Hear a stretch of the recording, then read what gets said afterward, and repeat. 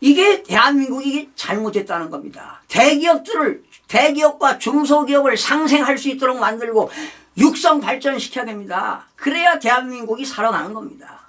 그런데 대기업을 해체하려고 하고 연방제를 하려고 하고 주한미군을 철수하려고 하는 이재명이가 대통령이 되면 이 나라 꼴이 어떻게 됐습니까?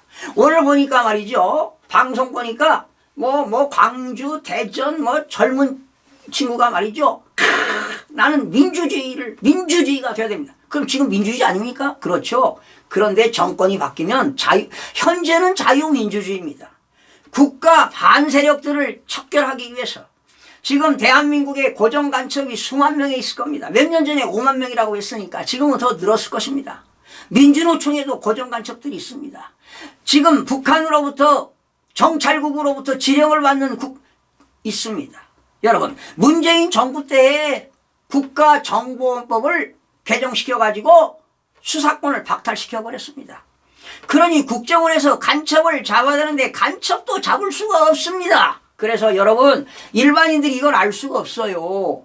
저는 평생을 국회의원들이 제정하는 입법 칼럼을 30년 글을 써온 사람이고 평생을 책을 쓰는 사람이고 그런데 22대 국회에 들어서 별로 칼럼을 쓰지 않았습니다. 그 이유는 뭐냐? 쓸 가치가 없다는 겁니다. 제대로 된 법안이 발의되지 않는다는 것입니다.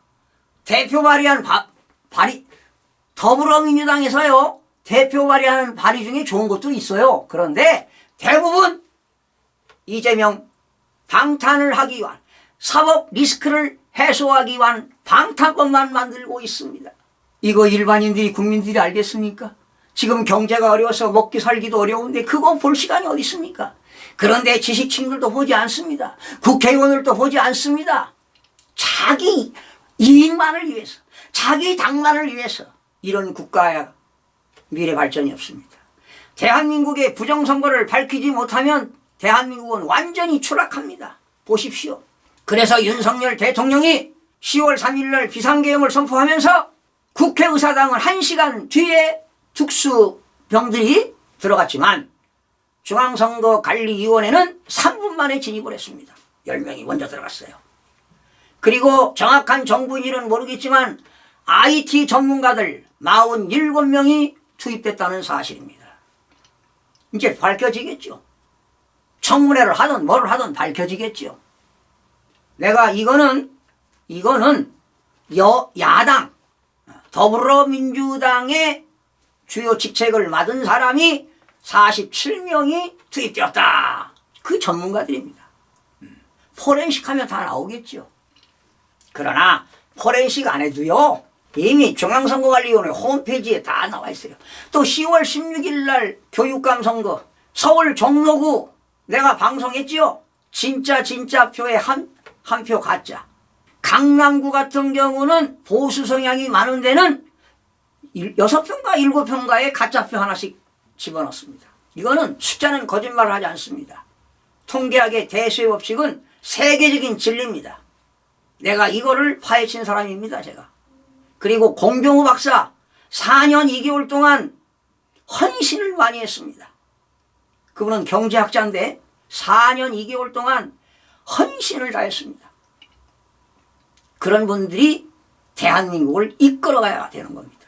그러나 그분이나 저나 뭘 원하는 게 있습니까? 돈이 필요합니까? 권력이 필요합니까? 아무것도 없습니다.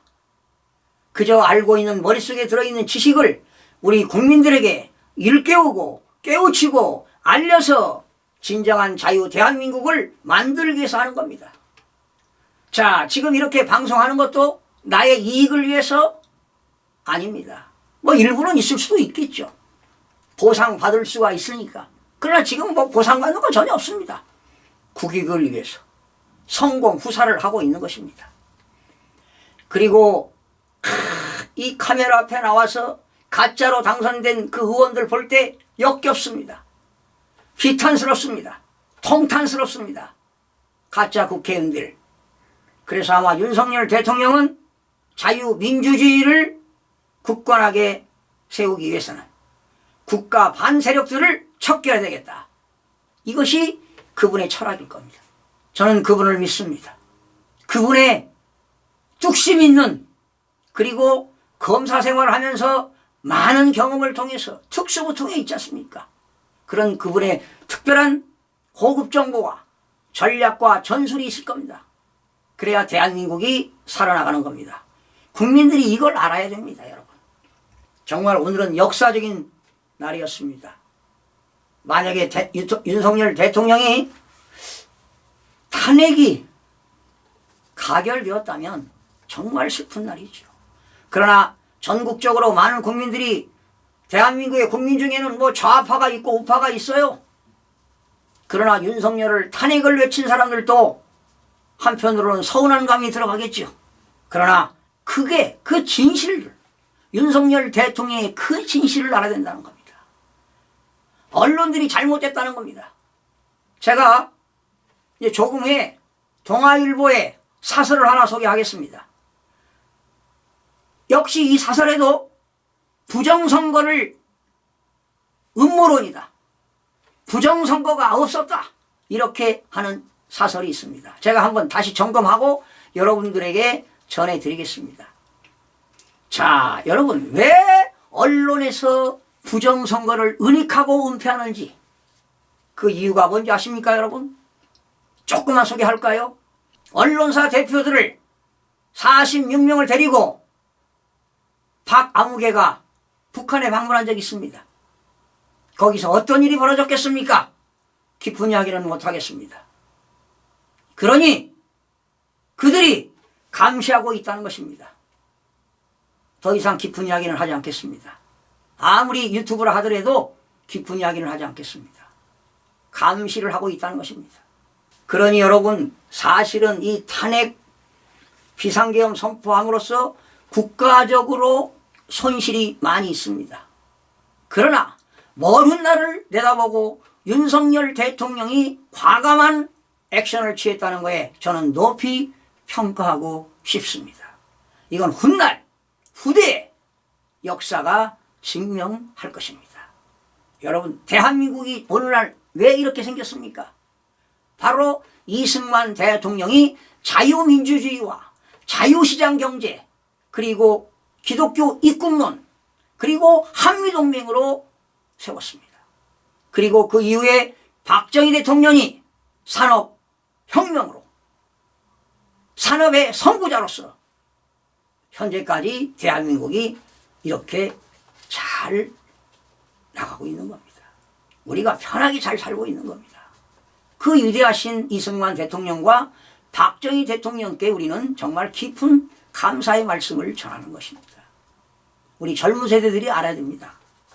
그런데 젊은 세대들이 자유민주주의를 원하는데 왜 이렇게 가느냐? 천만의 말씀 반대입니다. 그리고 전교조 있죠, 전교조. 이 교과 과정도 잘못된 게 많습니다, 이게. 저는 87년, 88년, 그 당시 전교조가 처음 만들어질 때 초대, 전교조 회장인가요? 대표 교사들하고도 많은 미팅을 했는데 개인적으로 보면 상당히 도덕적이고 윤리적이고 좋은 것 같아. 그런데 알고 보니까 이게 지금 종북 세력들, 이게 다 흡수당한 겁니다. 세뇌당한 거라고요. 참 안타깝습니다. 자, 오늘 이런 방송을 내가 지켜보면서요, 참 제 속 있는 이야기를 여러분들에게 전해드렸는데, 여러분들 참 오늘 여러분들이 좀 이런 내용들을 좀 알아야 돼요. 하여튼 늦은 시간 여러분 시청해주신 여러분 정말 고맙습니다. 또 다음 시간에 찾아뵙겠습니다. 고맙습니다.